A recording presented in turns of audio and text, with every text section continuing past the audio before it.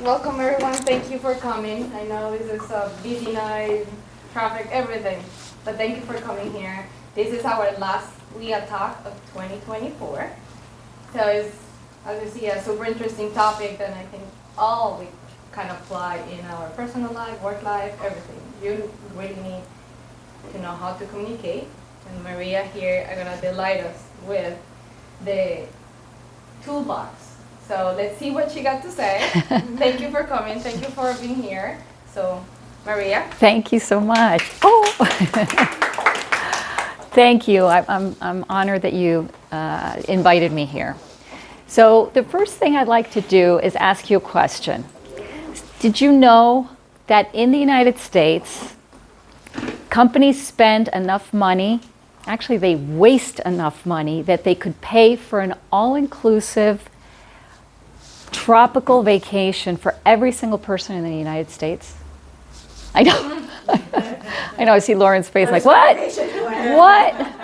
I know it sounds crazy, but actually, the Harris Poll did a study together with Grammarly. And what they came up with was that approximately $1.2 trillion gets wasted every year on really bad communication, miscommunication, which comes up to about $12,500 per employee per year. I know. I will never mind. I know it sounds far-fetched, but actually, I'm going to give you a few examples of how we contribute to this, but I'm also going to give you some tools so that you don't become one of these statistics. Okay? So let's take a look at that. I'll give you an example, and it might sound strangely familiar to you, or you might be like, oh my gosh, that sounds like something that I've gone through. So let's start out with an example that happened to me just recently. A few months ago, I was working with a new client, and of course, you need to go through a bunch of, housekeeping things to get the POs started and all that. So I was in the client's platform, and I was getting stuck. I couldn't move forward. So I get in touch with my stakeholder. He refers me to Daniel, who's the support guy, right? So I'm like, Daniel, I'm having this difficulty. Can you help me out? And I send him an email. A day or two later, Daniel responds to my email, but doesn't answer my question.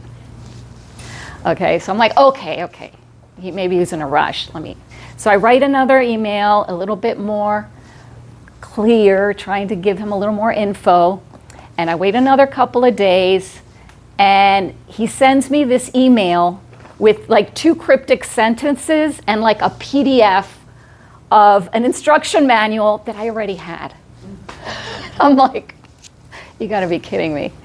At this point, I look at Daniel's signature, and I notice he doesn't have a phone number on there. I wonder why, right? So I'm kind of starting to pass these harsh value judgments on Daniel.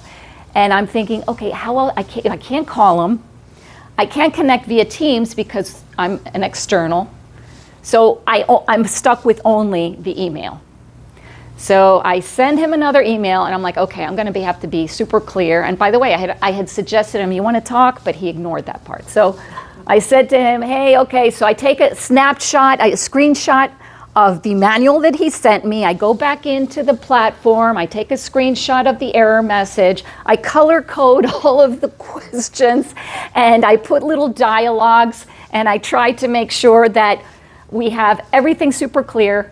And it looked like a thesis, basically. I mean, I would be horrified if I had to open up that email too, to be quite honest. And do you think Daniel answered me? What do you think? No. Of course not. If I opened that email, I'd also be like, forget it, I'll deal with this later. So a week went by, I don't hear from Daniel. I send him a little, hey, did you get my email? No answer, crickets. And at this point, the program has already been delayed by about 3 weeks. And it's all hinging on this one little thing. So at that point, I think, okay, I gotta get this guy to talk to me. That's all I need, for him to talk to me. So I decide to take a deep breath and write to Daniel and change my approach. So I say to Daniel, you must be flooded with tons of requests, and I imagine you must be super busy. I really need to get this PO going so that I can give our internal client a date. Is there any way that we can have a quick 10-minute call just to get the ball rolling? I don't want to take up more than your time, and I don't want you to have to be reading my emails. He finally wrote me back and said, okay, Maria, here are a couple slots, let's talk. We talked on the Teams call, and it took us 10 minutes to solve the problem. Okay? Did we just contribute to this $1.2 trillion in waste? You betcha. Does this ever happen to you? Yeah. Okay. And here's the thing, it's easy to dismiss and say, oh, well, you know, it took me a little longer. But actually, if you quantify that, I spent easily 2 hours in between reading and sending emails, researching, doing the screenshots, sending the little arrows so that he could understand. And I all of that, I verbalized in less than 10 minutes, and it took me about 2 hours to do all of that. That is a super waste. And we're not even counting the delayed return on investment of my client of having to delay the program by 3 weeks. Okay? Quantify that, and we're talking, I mean, not 1.2 trillion, but we're talking a little bit of money that keeps getting wasted each time. Okay?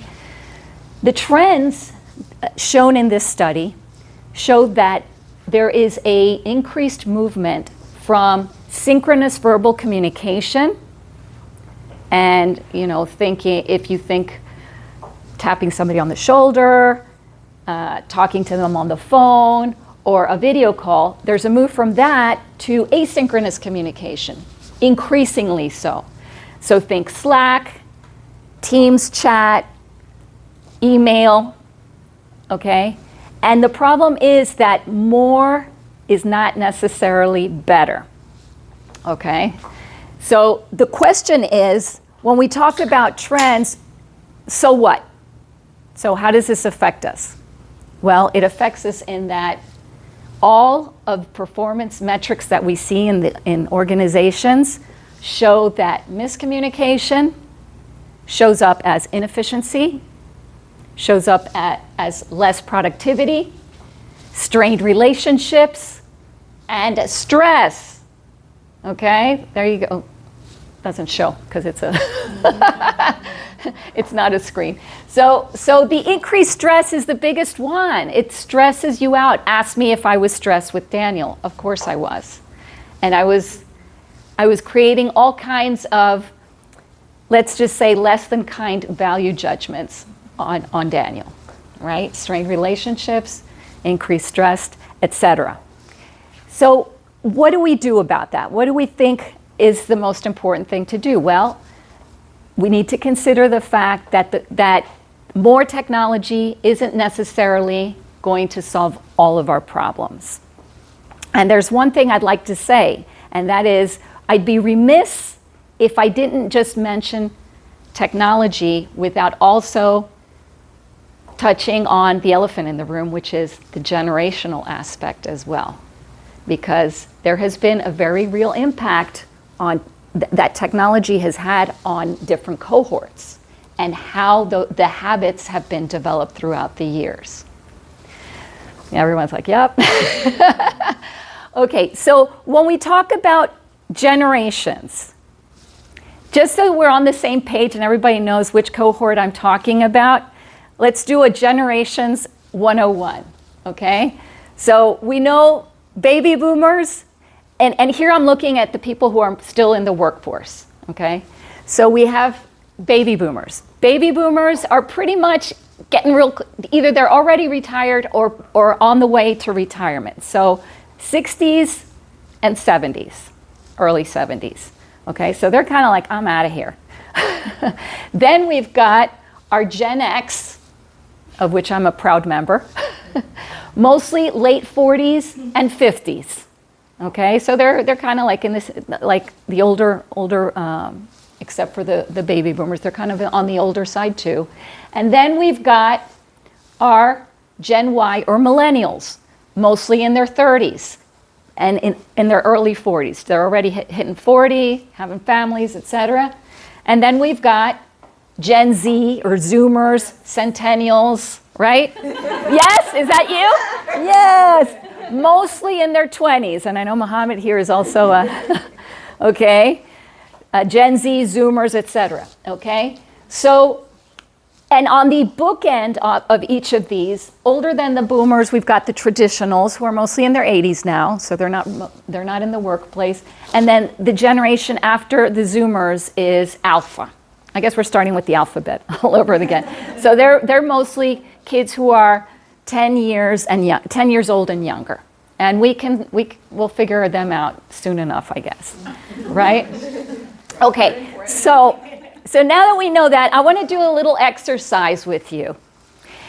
I have here a list of mobile phone users. And on the right column, you can see how many minutes they use a month on actual phone calling. I'd like to see if you can guess the age or generation of the caller based on the number of minutes that they speak on the phone. So, is it super easy? She's like, oh, it's super easy. Okay. Okay. Do you want to ask your neighbors, or you think you can figure it out on your own? You think you got it? Okay. So, caller A. Gen X. And the answer is yes, Gen X. Okay, how about caller B? Baby boomer. Okay. You're very close. In this case, this person who's a real person is a traditional. But she's very close. And again, this is my family's bill. So this is my family's bill. But yeah, my mom she's like borderline traditional baby boomer. So yes. How about person C? You got it. And how about person D? Okay. Almost. He's a young millennial, but he's kind of like he's kind of like the other one. So yes, he has the habits of more of a Gen Z. But do you see the difference between my mom's use of her phone and my son's use of his phone? It's like exponential. It's yeah. I mean. Probably not. You know, this shows you, and you know what, this is funny because I saw it one day and I'm like, oh my gosh, and it just stayed with me, and I'm like, I got this is a perfect illustration of communication, the difference in perception of communication, how you communicate, that is incredible, okay? So if you look at this, you can see the very different habits of each cohort, and imagine in the workplace how that affects us as well. So let's take a trip in the history of communication. So how did people do things once upon a time? Once upon a time, if you wanted to talk to somebody, you actually had to go visit them or tap them on the shoulder or write a letter on actual paper or parchment if you go back to the medieval days, and have an actual person deliver that message. And that probably was the status quo for thousands of years, right? Fast forward to the late 19th century when the telephone was invented, which really didn't become mainstream until the 20th century in people's homes. So all of a sudden we had a device that let us speak to somebody who was far away, and usually you had to share it with other people, right? And there was a certain protocol you had to go through in order to get connected to your desired party, which included greeting the person, introducing yourself or identifying who you are, and asking for whoever it was you wanted to speak to, at very least, right? And then sometimes you might have to break the ice, you know, if you called your friend and the mom answered and you're like, oh, hi, Mrs. So-and-so, nice day. So you had to kind of schmooze a little bit before you got to speak to the person. So it was like a little trial by fire, especially if there was a romantic interest and everybody in your family knew who had called you, right? There was no privacy. Maria, Ricardo's on the line. who's that? So you got like the third degree, people would ask you. So, okay, fast forward. We get to the 1990s. And now people have a device in their hand. And by the way, you can see, okay? This, you had to have a lot of money back in the 80s to have that big brick, you know? But we usually, like in the 90s, we started getting to the flip phones, and that became more affordable and mainstream. And the wonderful thing was that now you had direct access to your desired party. You didn't have to break the ice and schmooze and do that because you got direct contact. Now, texting was a problem because you had to press a button like 5 times to get the letter C, and then 5 times to press a space. And so texting wasn't very practical, and it was expensive. So it wasn't until we got the smartphones that all of a sudden that's where things changed. That's where we went to asynchronous communication. When texting became so convenient and so practical, you had privacy, you could send a message and multitask. You could think about a really cool answer or crowdsource your answer before answering so that you had the perfect answer or the perfect question all the time, right? So that's what happened there.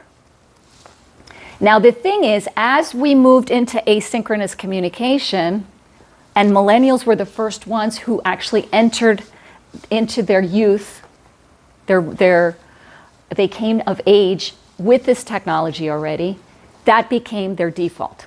Texting became the default.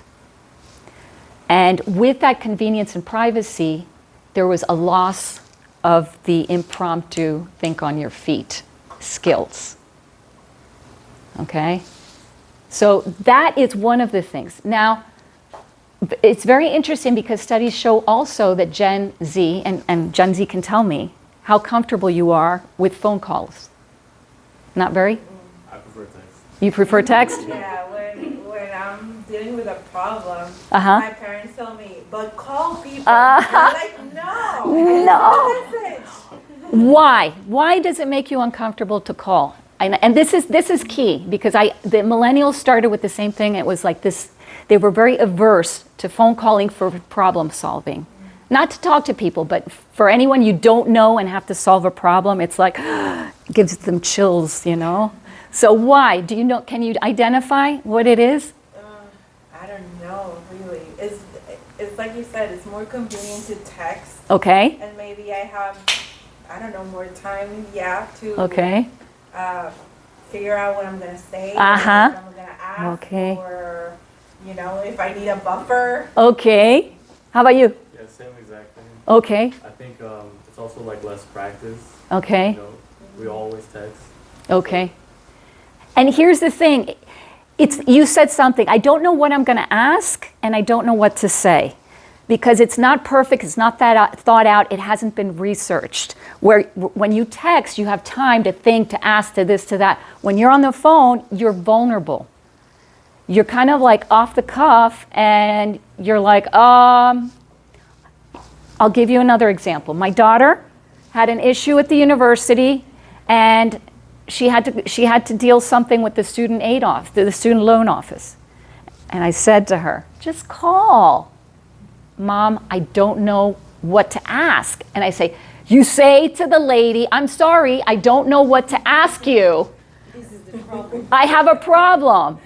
And she's like, no. She took half a day off of work, drove all the way to the university, and dealt with it face to face. How much did that cost her?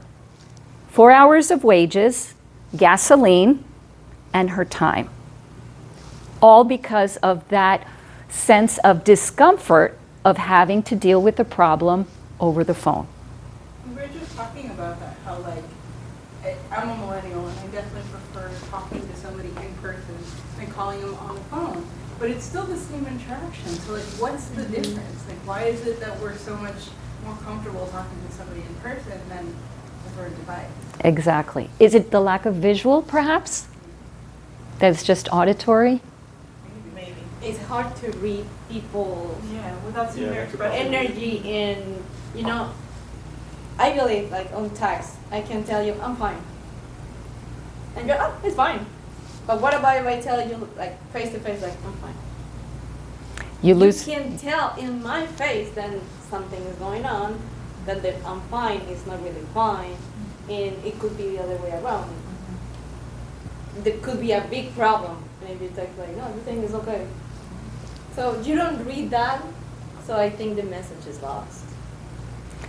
For sure. I mean, I think all generations agree that face-to-face interaction is the most ideal because you have your words, your tone, and your nonverbal, all three.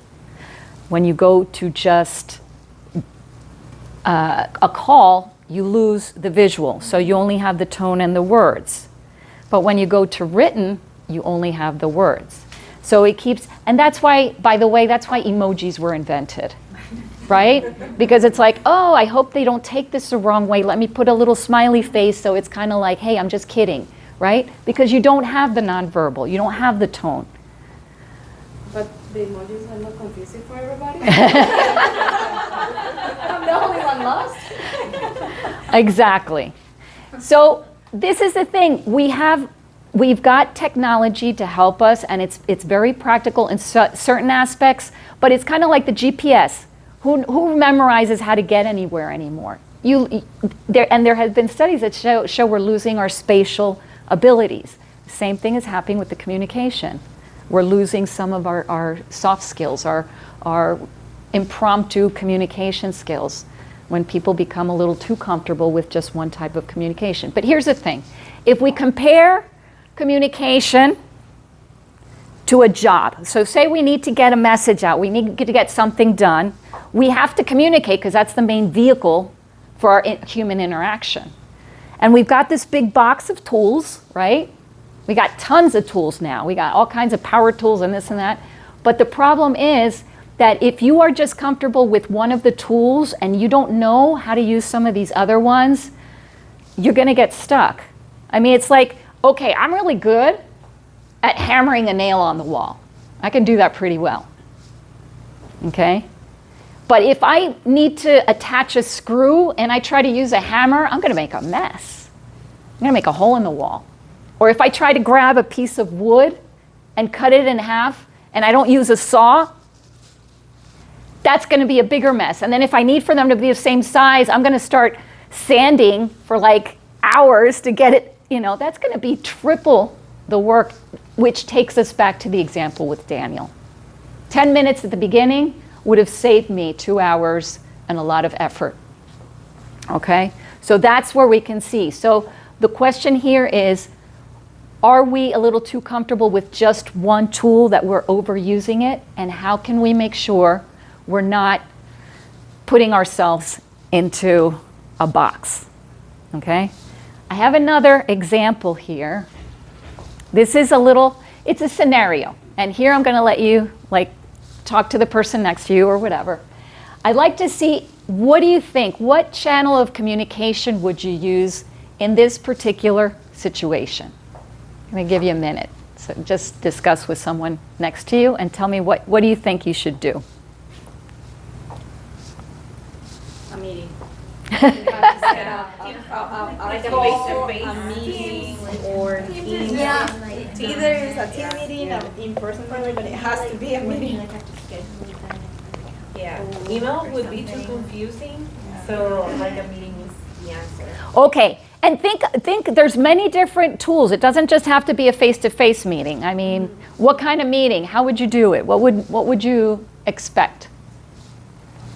Any ideas? Any other tools besides a face-to-face? Is there any? Do a Zoom meeting. Excuse me? Zoom. A Zoom. Okay, so virtual. Because of the time constraint, just in case Yeah, everybody can I wouldn't be want to there. do email because you don't know if everybody's gonna see it. Okay. I wouldn't, calling, you're not gonna get everybody's opinion. Okay. And face-to-face meeting makes it a lot more difficult for people to get to come together. So at least with a Zoom or Teams, everybody can be wherever they are, but we can all see each other because we can all be on camera. So you can kind of feel like you're face-to-face and you can see tone. Okay. Because you can see the facial Right. But you can get a lot more accomplished. Okay, for sure. So you need something that's real time. Whether it's technology that's going to help you be virtually together, but you need to be able to see people and talk right then and there. None of the, you can't start with the asynchronous. You have to go directly to the real-time synchronous, okay? So one thing that you could do is just what you said, is use some kind of platform where you can have that meeting. I mean, if you're all located in the same place, wonderful. But if not, make sure you do something where you at least get a chance to talk. Now, here's something important. Kind of important to get the webcams on. And I can tell you that a lot of the clients I work with, sometimes I find a little bit of resistance to putting that webcam on. And it makes a huge difference. Like you said, if you cannot gauge the person's nonverbal, that person might have walked away for a cup of coffee and missed half of what you just said. And you know, I did a training this morning, and there was one person that kept turning her camera off. So when it came time to do a role play, guess who I called on? Because I asked her to put the camera on a couple times. So I called on her, and she was like a deer in headlights. And I'm like, and so I had to coach her through to help her out, because I'm like, you're not going to disengage. I want you to learn. You're going to learn this, right? Whether you want to or not. So I and she was a little embarrassed, but I mean, we worked through it. But it's like, it's not the same. You don't have the same quality. You don't have the same commitment. So webcams, I always tell the leaders that I coach, let people know beforehand. Listen, for the sake of connection, for the sake of alignment, please put your webcams on. It'll make a huge difference. And if you tell them why, they usually will align and comply, because you're telling them that there's a valid reason for it. You can use all kinds of collaborative tools like breakouts or polls to make sure that everybody's on the same page. And of course, a follow-up. Yes, a follow-up email, or now they've got all kinds of the AI meeting notes and all of that, just to make sure that everything is recorded afterwards. That is probably the best way to work on it, right? And here's the thing. It's just a matter of making sure that you're choosing the right tool, okay? Now, when it comes to, we've talked about the channels. Now, when we talk about the actual interaction, that makes people a little nervous too. Remember that slide where I showed you that people get a little stressed? Part of the stress is thinking, how am I going to tell this person that we're not going to make the deadline? Gee, how am I going to give this person feedback? How am I going to ask this person for their support on this? So a lot of times we're stressing about how to ask for something, give feedback, whatever. And if we are losing a lot of those skills, it's going to become even harder. And here's the thing. We've gone from an agricultural economy to industrial economy to a knowledge economy. And guess what? Now AI is taking over the knowledge. So we're stuck with figuring out how we are going to interact alongside the AI and with each other. So everything that is human interaction related is probably going to be even more important than ever. Okay? So what are some of the things we can do? I can tell you I've been doing training and coaching for about over 20 years, 25 years now. And there's always certain things that come up all the time. And I've put together, to make it easier, I put together like a simple model that touches upon most of the things. And I call it the CLEAR model. Is that easy to remember or what? Clear. Very easy, it's clear, okay? So it's basically the first, and by the way, it's not sequential, it's simultaneous. So conveying intent, being able to listen, being able to empathize with others, adjust, and reframe. And I'm going to give you what each one of them, what each one of these is.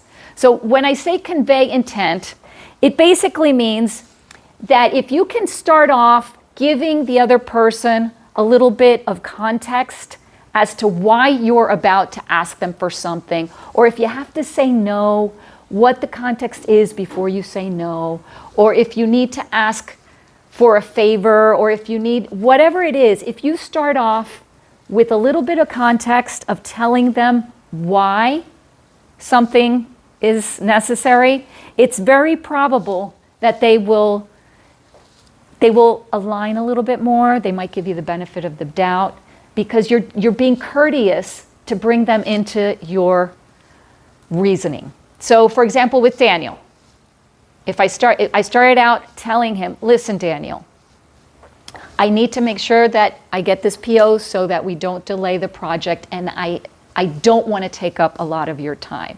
So I'm stating my positive intent. Dude, I don't want to give you a hard time. I know you're busy.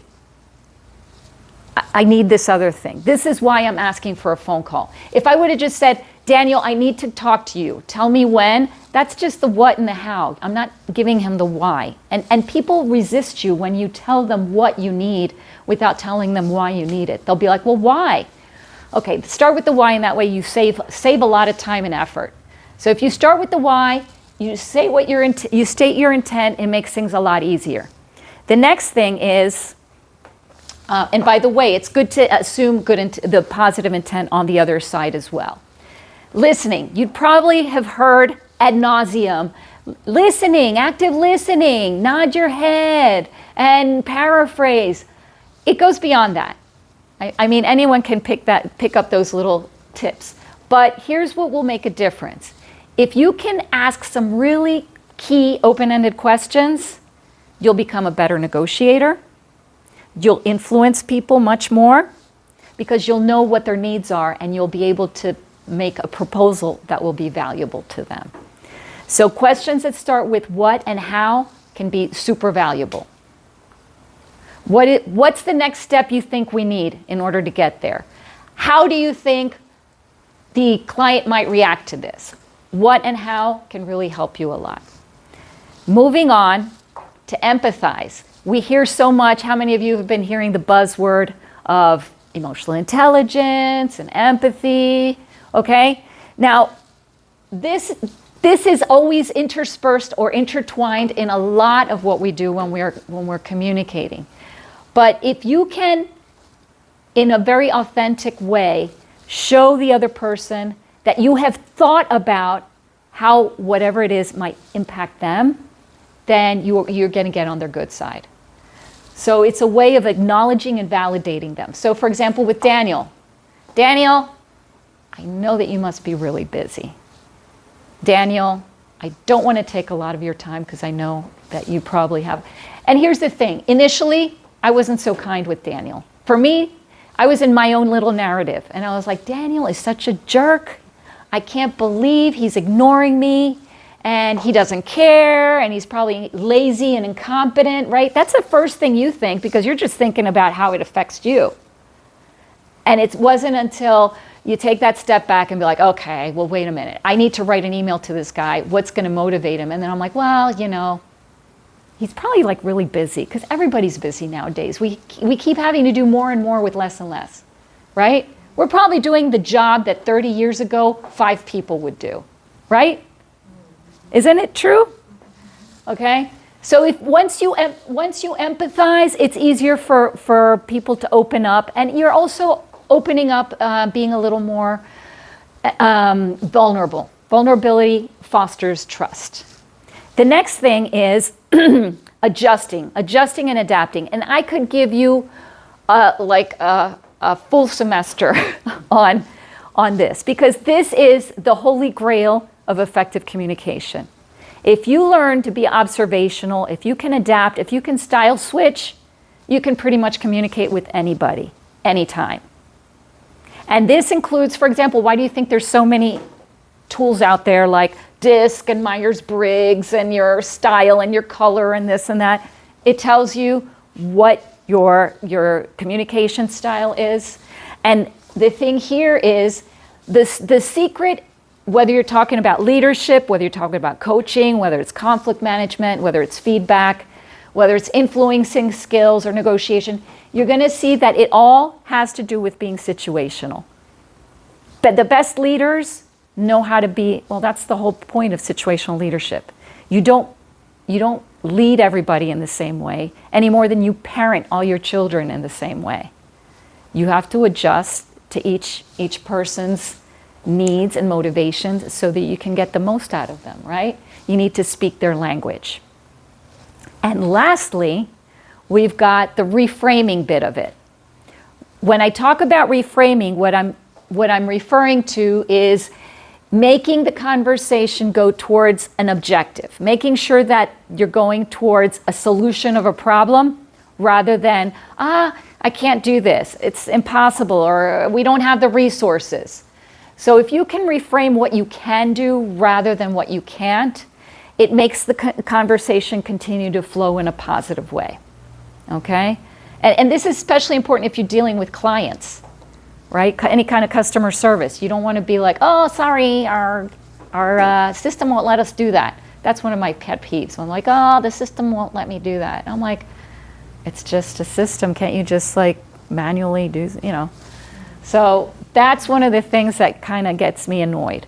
So I have one last exercise that you could do with your next door neighbor here. I've got 3 sentences, and it's framed in a negative. So how would you change that to reframe it in a positive way? And if anybody just wants to volunteer and say, I think I would say it this way. Go ahead, Well, Stephanie. The first one, the system will let me do that. I would tell a person, hold on, let me ask a few people that know a little bit more than I do. Okay. So that way we can figure it out and help you out with your problem.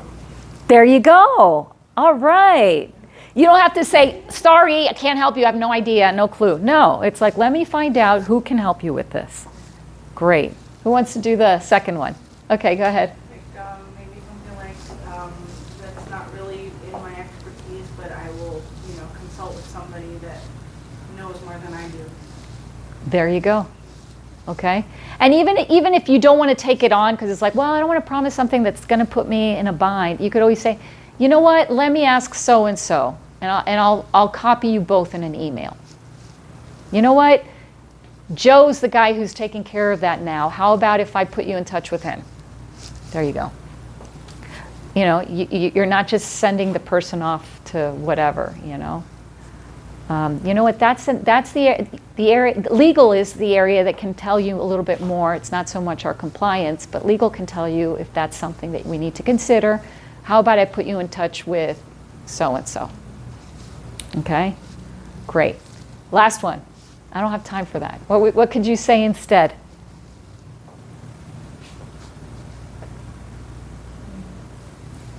Yeah? Let's establish a schedule so that we'll be able to allocate the proper amount of resources in order to meet your deadline. There you go. Let's set schedules so that we make sure everything's done, on time. There you go. You just switch it slightly and it creates so much more goodwill. Because sometimes without realizing, we complicate our own lives just because we're using, we might be using certain phrases that might be irritators. And by the way, when we talk about irritators, they're sentences or words that just get under our skin, right? For me, an irritator is, as I said before, because what I'm hearing is, okay, you are a moron, right? Okay, as I said before, or let me repeat myself. It's like, please, I'm not deaf and I'm not a moron. It's pretty much saying like, because I think you're an idiot. Yeah. But I think you should. Exactly. So we got to watch out because sometimes we might be falling into the same trap, and we might not even be doing it, to annoy anybody, but we might be saying it, and then the other person might get a little more defensive, and we don't know why. And it's usually because you might be using an irritator instead of reframing in a positive way what you need to do. And we have to remember that the words, we are just putting words, but whoever is reading it, what about if they are in the bad mood? Uh-huh. They are reading it. in a bad mood. Absolutely. So if you think, I don't have time for that, maybe you're so happy that morning, I'm like, okay, let's try later. But if you're in a bad mood, you're like, what? Neither do I. You don't have time for me. Exactly. Exactly. So that is my clear method, and my invitation to you is to take into consideration not only the channel that you're using with your big, nice toolbox, but also the interactive part, and make sure that you're pulling out the right instrument so that you don't fall into the numbers, the 1.2 trillion, right? That's what you want to avoid. So before I open up to questions and answers and leave you with one last thought, I would like to ask you a favor so that I can express this message to more people, gets a little bit of feedback. It's a very short feedback questionnaire that won't take you more than 2 minutes. Would you mind just completing this for me? And then when you're done, you can just put it down, and I'll just close out with a few more thoughts and open it up to Q&A.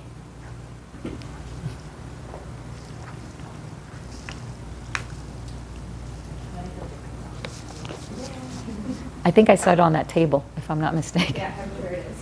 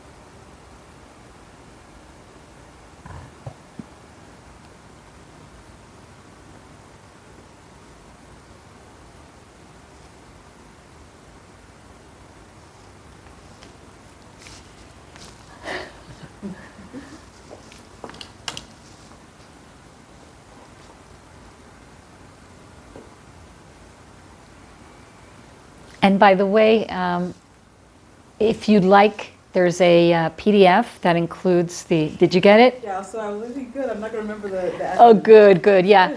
It's a little quiz that measures how effective your communication style is, and then it gives you like a little cheat sheet with the clear model, so you can have it there. I need to put it on a t-shirt. Be clear. Be clear, everybody. So you can download that if you want. It's my gift to you.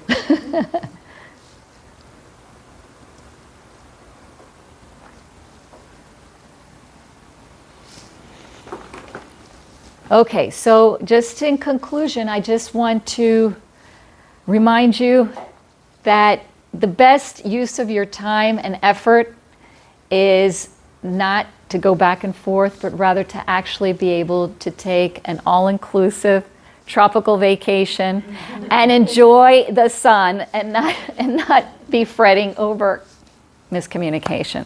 So I'd like to open it up in case anybody has any questions or any comments that you'd like to share. Was this useful? Yes, it Oh, good. Okay. Well, I have Yes? a question. Uh-huh.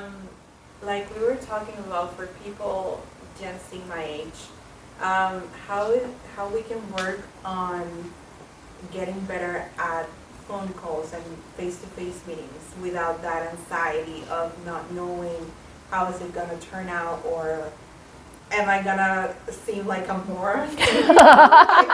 Because because that's like, we're usually in the workplace, we're talking to older people Yes. that know a lot more than us. So how can we go about that? Okay. I read that there is a lady, I think she's called like the phone lady or something. She's this calling coach that charges $500 an hour to teach young people how to talk on the phone. I'm serious. There is a thing. The market, supply and demand, and but here's the thing. One of the things that I read, and I think I saw like a little blurb that she says one of the exercises that she has people do is for a whole weekend she'll say, and you start with your family and friends and tell them, look, I'm doing this exercise. So anytime you want to communicate with them, you got to call them, and you tell them, listen, I'm going to be doing this. Heads up. I'm not going to text you. I got to call you every time with people you feel more comfortable with, so that it's kind of like, okay. And then I think little by little she starts doing other types of exercises. But the first thing is, I guess it's the mindset of knowing that it is okay to be vulnerable. It is okay to feel like an idiot, because when you're trying to solve something, you're not supposed to have all the answers. That's why you're calling somebody to get help or to get support or whatever. If you start, again, convey intent. If you start with the why, I'm calling you because I'm really stuck and I don't know where to go, and maybe you can point me in the right direction. If you do that, you're kind of like, hey, I'm laying it all out there, and you'll find that people will be very empathetic to you. My daughter's actually gotten a lot better about calling now. But now she's finally adulting, Now she's 34, almost 34, and she's got 2 kids. So it's kind of like, you start, I think it's that you start not caring so much what people think about you the older you get. So it's like, hey, I got to solve this. Huh? So wait till 40, it's even better. Yeah, exactly. So you don't have the performance anxiety anymore. But the thing is that nobody is judging you. And this is what I said to her. I said, you know what? You're taking yourself a little too seriously. You're not that important. People don't really care that you don't know everything. And the other person on the other side of the line, you may be feeling like an idiot as well. So. Yes, exactly. So I would say just, what? It's like, when you learn a new language and you're like, oh, I don't speak perfectly, so I don't want to say it wrong. It's like, well, how are you going to practice? If you screw up, it's like, hey, well, at least I'm trying, and and some people will be like, oh, no, this is how you say it, or that's how you say it. And then every time, and then people start saying, oh, you speak beautifully, even though it may not even be true yet, but they start, giving a little more confidence, and you're like doing great. So I would say it starts with that. It's just kind of like the mindset. It doesn't have to be perfect. And I think that's the worry that millennials had first, and now Gen Z, that it's like, I don't have the exact perfect question. I don't have the exact answer. I'm ghosting someone because I don't have the answer yet. No, tell them, I don't have the answer yet. Let me get back to you. I don't know. Really? What? Yes, What? thing ever when somebody ghosts you. Oh, when somebody ghosts you. It's starting to bleed into the professional world, and it's awful. My sister, she does that to me like all the time. And it's like, and that's recent. Before that would be like professional suicide to just start ghosting somebody. You don't do that. That's like very inappropriate. And it's funny because I was reading that even Gen Z is like, it's awful when it happens to you. Well, then don't do it to other people. It's important to have, even if you don't have the answer. Even, for example, in job interviews, I've heard so many recruiters say the person didn't show up for the first day. Or they didn't show up for their interview, and it's like, no, and maybe it's because people they feel like, I don't know how to deal with conflict. I don't know how to give somebody the bad news. I'm embarrassed, so it has to start with the interpersonal intelligence piece of saying, it's like, look, I'm really sorry, but I'm not going to make it to our interview. I found something else, or I'm working with, it's not the end of the world, but at least it shows integrity. It shows integrity. It shows that you're respecting the other person, because it feels awful. I was seeing on LinkedIn some guy And he took a picture of himself with his head down on the steering wheel. He goes, I drove 3 hours for an interview, and the guy I was going to interview never showed. I saw that too. Did you see it? It must have gone viral because it's like, oh my God. And you're like, no. I actually did a little podcast with my colleague on why is ghosting becoming mainstream. So we did a little thing on that. So yeah, those are bad habits. There are good habits we can pick up from different generations. There are other habits we should kind of move to the one side. And that's one, and it's very linked to technology. You know, it's not that, oh, millennials or Zoomers, they're just like awful people. No, it's just that this is where they've been. This is where they've been. But they haven't realized that even an email, a text, think about it. It's like you cannot have the same communication because you cannot express the same. It's just like, oh, this is going through. You couldn't say that in, a lot faster than just trying to type either a text and it's like a letter or a long email that no one wants to read. Mm-hmm. If you just call the person, you can get it out of the way so much easier because I think as humans, I think we're better at talking than just trying to express the same thing on writing. Mm-hmm. Because on writing you have to give context, you have to maybe just go longer. Yep. And I think we second guess ourselves in writing, like we're like proofreading and we're trying to make sure that it's communicated in a certain way, and then we might still not get it. Where on a phone call, like even if they don't understand what you're saying, they have the ability to ask you a question to clarify if they're not understanding. Exactly. You can expand or not. And you're right. When you're writing an email, I read it again. I'm like, is it right? It's like the right tone. Are they gonna read it and it's not gonna sound like I'm being rude to them? Mm-hmm. So it takes longer than just like, hey, this.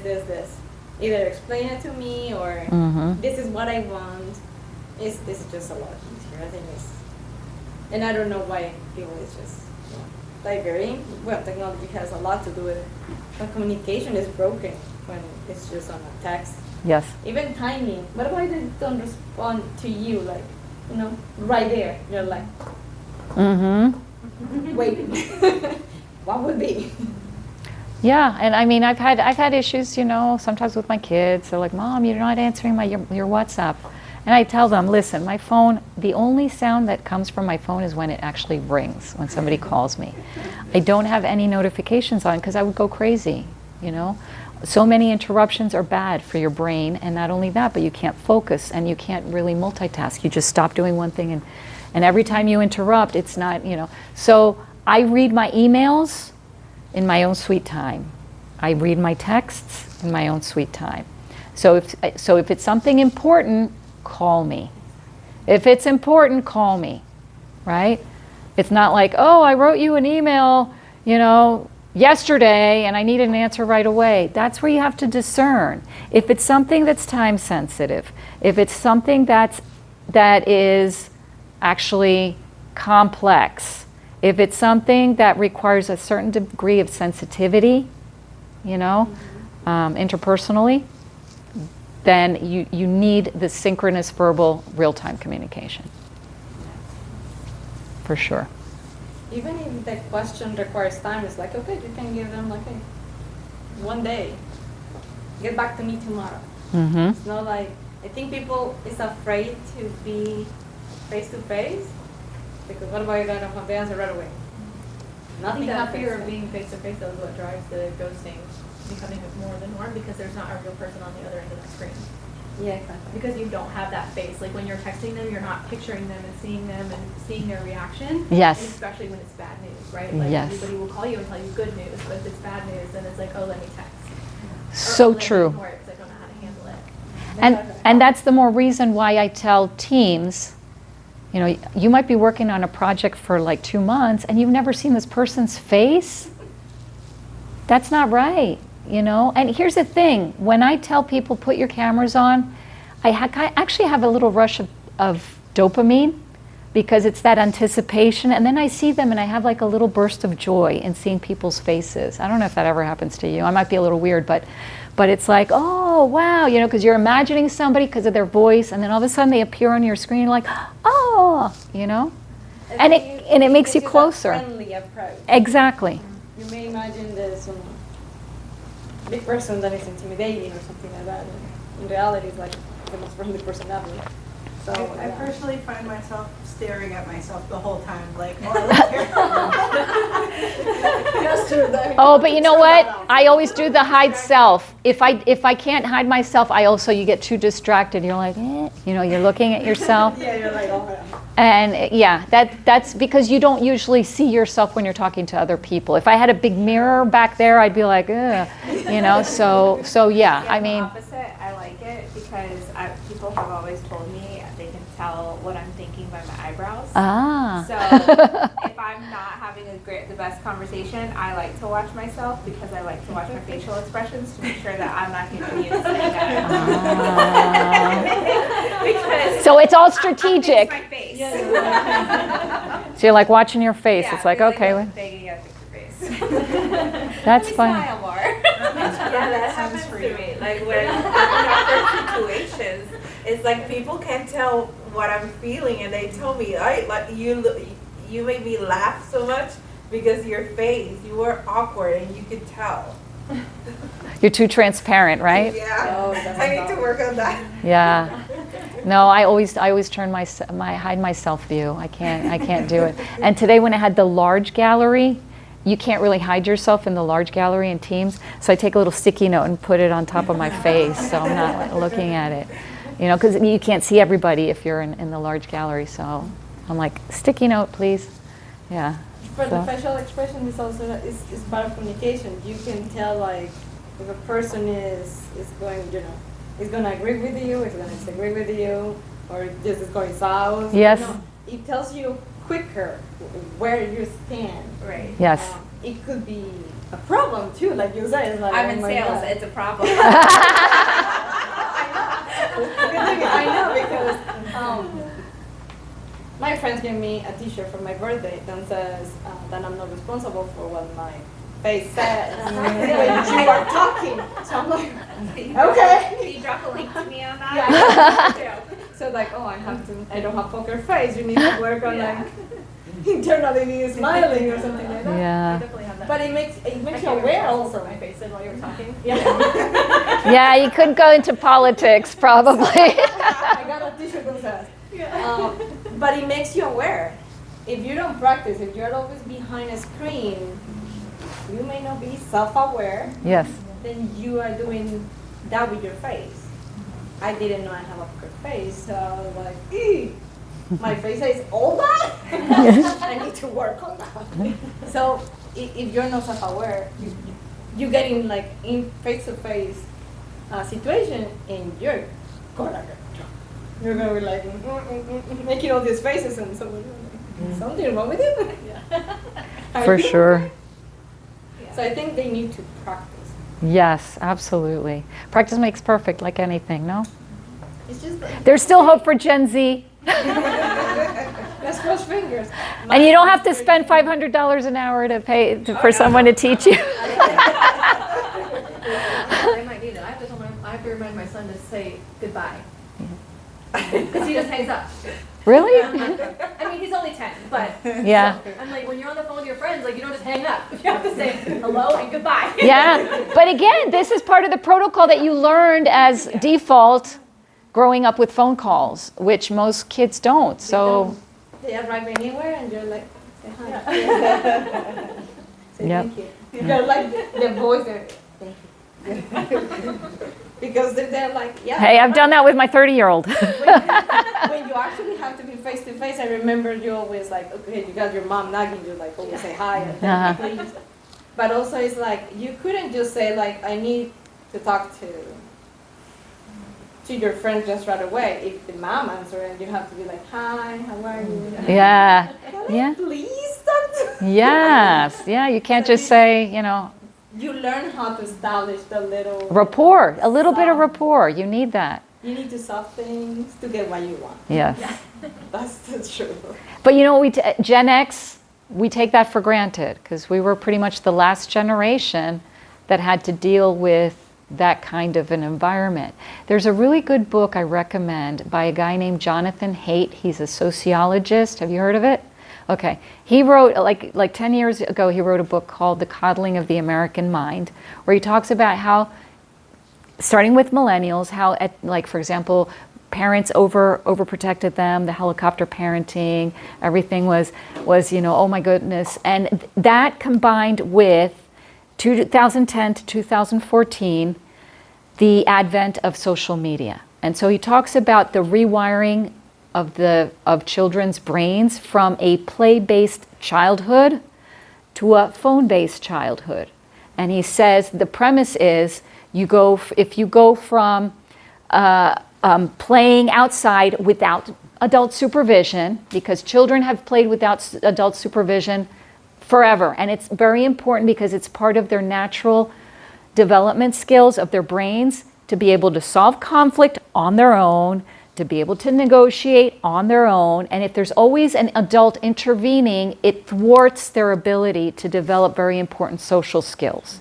So he talks about, and there's actually a movement of parents trying to take that step back, be a little less overbearing, schools taking away phones from the kids, saying, sorry, here you need to talk to each other. You're not going to be walking like this. It's crazy. I mean, it hasn't been that long since we were in school, and we had cell phones, but we weren't allowed to have them out. Like, why are kids allowed to have them out? I don't know. A lot of their education too, like all the kids in my kids are 6 and 8, and they have Chromebooks, and so a lot of the things that they're doing are on a screen. Right. So you're right. It is hard. It's already a lot of screen. Yeah. You don't want to have your phone on top of that. It's crazy to me that so in my neighborhood we have a group of friends, and all of our friends have kids around the same age. Uh-huh. And we get together, especially during football season. We get together once a week to watch football, and all the kids. Most of the time they're outside playing, but if a kid has a Switch or a cell phone, or a video game inside, they will be inside unless somebody comes up to them and says, we are not doing this right now, go outside and play. They will always choose a screen. Mm-hmm. And it's crazy to me because if the screens are not accessible, they have zero problem being outside the entire time. They don't even ask for it. But the moment that they know that it's there, they're default to it. And the problem is, again, with social media, now we know that social media is addictive, and it's terrible for mental health, especially young girls whose suicide rates skyrocketed after 2010 with the advent of Instagram, okay? Hey, I can tell you as an adult, sometimes I look at LinkedIn and I feel inadequate because I'm comparing myself like, oh my gosh, this person, I'm such a loser, okay? If I feel that as an adult, can you imagine what a 13 or 14-year-old goes through? Trying to, thinking that their life is terrible compared to everybody else's. And that's the problem, that then they have a hard time putting it down. Like they can't, the dopamine and the algorithm and this and that. And so the premise is, just as we have regulated alcohol and tobacco for kids, we should start regulating a little bit the social media, which is also addictive. We have to be very careful with that because it's not the best thing. And the way to do it is to get, like you said, parents together, say, hey guys, what do you say? I don't want my kid to be the only one. Can we all agree to, take a step back on all this social media stuff and the smartphones and this and that? I think that's a great idea. We really need to get back to basics in certain things. It's not good for us, right? So, any other questions? I had a question. So I know we were talking about how to overcome having more phone conversations and being vulnerable. What if you're in a position like sales, for example, where you're trying to sell yourself and it doesn't necessarily do you any good to show your vulnerability? I find myself not that I'm a novice to the industry, but I am newer to what I'm doing, and most of the time I'm talking to Gen X people, and I feel inadequate, and I feel like I have a problem not showing that. I would say the way that you kind of win people over is in small things. If you can connect with somebody at a more human level, where you're not just so self-conscious of, oh my gosh, how do I sound? I think that can do it. There's a certain art to the small talk and the rapport building, which basically is anything from, I mean, you can joke about something, or you can make an observation, or a current event that's not too political, you know? I mean, you can kind of break the ice a little bit.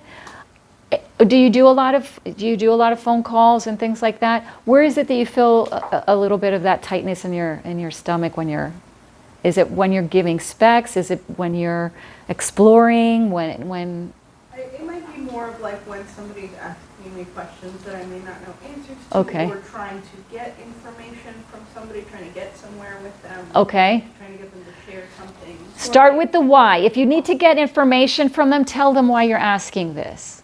You know, listen, I'm trying to see if I can, you know, and I don't know exactly what you do, but I want to make sure that I have the you know, your information so that I can offer you, or I can do something that's a little more personalized, so that I can, you know, give you some options. Would you mind giving me blah, blah, blah, blah? So if you start with, again, convey intent. If you convey your intent to begin with, then it's like, oh, okay, I follow you. Okay, yes. If you don't know the answer to something, you know, don't fake it. Say, you know what, that is a great question, and I'm going to get you the answer. Can I get you the answer a little later today? That's being vulnerable. And it's okay, because it's like, oh, you know what, that's a super question, and I'm not real sure about that, but you know what, are you going to be there later today? Can I call you around 4? And I can have an answer for you. Again, that's reframing positively. You're conveying your intent, and then you're reframing positively. Gee, I don't know. No. Hey, you know what, that's a great question. Let me get an answer to you by 4. Are you going to be around? Or can I send you or do you prefer I send you an email? I can answer your question in a little bit. I don't want to give you the wrong info. There you go. Does that answer your question? Yeah. And if the problem is connection, I think will be like to find something. I think all generations, we have something that we can relate to. Either it was, you know, the cartoon we watched when we were little, or what they're into like now. As long as That's it's homework. I figured it out. Yeah. Yeah, as long as you feel comfortable and it's authentic. You don't want to like force anything. But we all have, you know, no matter what cohort we're from or whatever, we have certain things in common that you can relate to. I mean, customer service people always ask you about the weather. How are you doing today?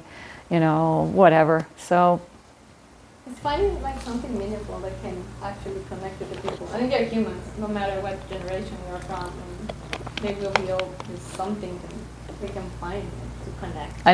a common experience or something.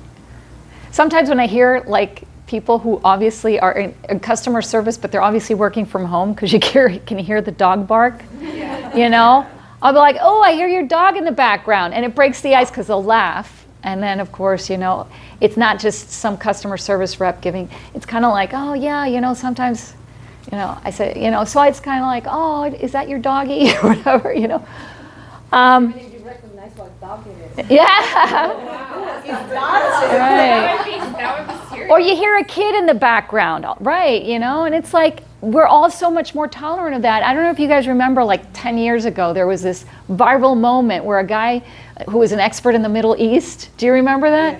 And his kid walked in, and everyone's like, ah, because he was like on national TV, and everybody was like, nowadays that'd be like, after COVID, it's like, so what else is new? It's like, hey, say hi, you know? It's kind of like interruptions are a way of life. And there's so many more women now in the workforce than there are men.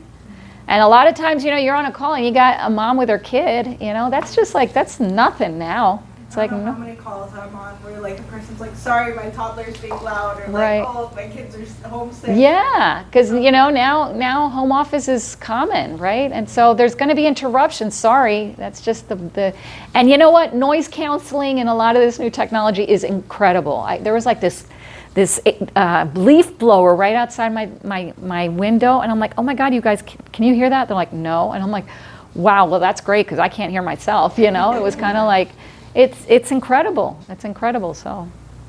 I like the cashiers at Publix, or at least my Publix.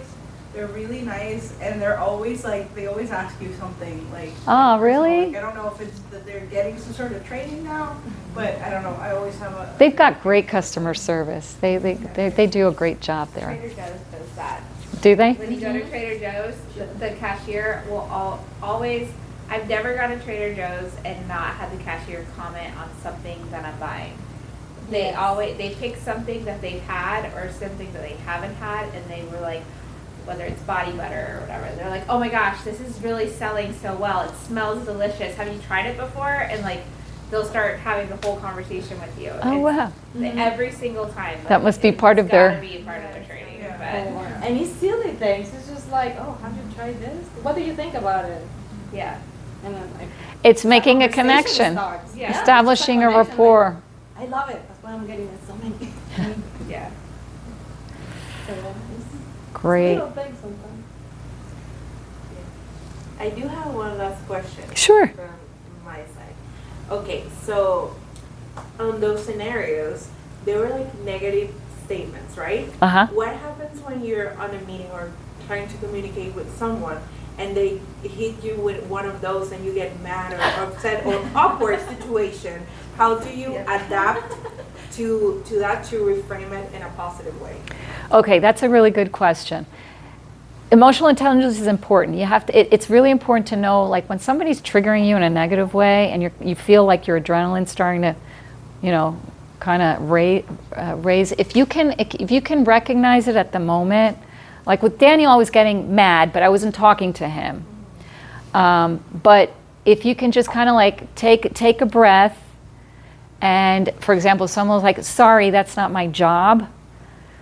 Taking a deep breath, having that self-awareness, like you said, Angelica, and a little bit of self-control goes a long way. What you can do is use a little bit of empathy. Say, I can imagine, and I'm sure you probably get this question often, is there any way that you can help or direct me towards who can help me? And that's where you convey intent again. You go back to the start with why. Well, you know what? I'm really stuck here. Because you're reeling them in. It's like, well, here's the thing. I'm really stuck because I'm having this issue and I really don't know who to turn to. You're being a little bit vulnerable. You're conveying your intent. And then they would be a real jerk if they're like, sorry, nope, I don't know. So it's kind of like, hey, you know what? You're a human being. I'm a human being. I'm expressing a little vulnerability. I'm having a problem. Can you help me? And so that's the way that you can get them a little bit to kind of respond a little bit better instead of just like, you're on your own. So you kind of try to, get them to be empathetic. When you are vulnerable to somebody or you reveal something to somebody or you convey your intent, it kind of creates this automatic response because somebody is giving you a little bit of, they're making you a decision to trust you with something. So it's like, hey, it's like an important gift or burden, or however you want to see it. You're not just going to toss it away. That would be cold, right? So when you give somebody your trust, there's kind of like this expectation of reciprocity that now you owe something back, right? Yeah. So I think that that's the best way to say, look, I know, it's not your job. Oh, okay, I get it. I'm really stuck because I've got this thing. What do you suggest? Who do you suggest I speak to? And then it's like, okay, I guess I got to help solve it. I think if you're getting like negative feedback of what you're saying, it's usually just turn it. It's like, okay, I hear you, but how we solve the problem? Or if you feel like that person is not going to give you the answer, just move to the solution. Always move to the solution. Okay, so yeah, this is the problem. We are stuck on this. Mm-hmm. We're out of time. But how can we make it? How we get it done? So let's just establish task A, B, C. What's the timeline? So just get a way of probably you would call it bad energy that people sometimes gets into, and just always to the solution. What's the step A, B, C? What are we doing? And that way, kind of you remove that. You just always go to the solution, That's the reframing. not the problem. Because we can talk about the problem forever. Uh-huh. Who we blame, point fingers, we can go all day. Yes. So just always go to the solution. What's the solution? What are the steps? What are we doing to either resolve the problem or get it done today? Who's gonna work extra hours? Get it done. So you just forget about the problem, and the solution is it should be your main focus. It just there. So you just forget about the problem, because you can reminisce on that for weeks. Oh, perfect. Thank you. Anything else? Any questions? My mom texted me in the middle of the presentation. No, sorry, she called me. And I texted her back and I said, yeah, I'm in the middle of it. I'll call you when I'm on my way home. Is she a boomer or traditional? Or? No, she's Gen X. And she was like, okay, I just wanted to hear your voice. Aww. Yeah, me too. When I got here, my mom texted me like, "Did you get to your event?" And I'm like, "Yeah, mom." Aww. You know what I do. I always joke with people, and I'm like, because I'm Gen X too, and I have a millennial daughter, and I'm like, just answer the phone when your mom calls. I always answer when my mom calls. I try to at least text back. Yes. I mean, if I'm in the middle of something, I'll do the little, I'll call you later, and she's like, okay. But yeah, it's kind of like, yeah. You know what happens with my brother? He doesn't answer to anyone. The phone calls. He has 11 minutes. He only answers to my mom. Really? Yeah. Aw. Well, he's a good boy. Like, oh, yeah. Well, thank you so much. I really appreciate it. Thank you for the opportunity. Thank you. Okay, so a few announcements. The year is done. So now what we have, our holiday mixer. So it's already in the works. Are we already on social media with that? Tomorrow. Okay, so tomorrow we will have it up and running. So please register. We're gonna have a lot of fun. It's gonna be combined effort with the arts. Yeah. With the OFA arts. So it's gonna be in a really nice location. It's gonna be an exhibition awards, and you're gonna mingle and have fun because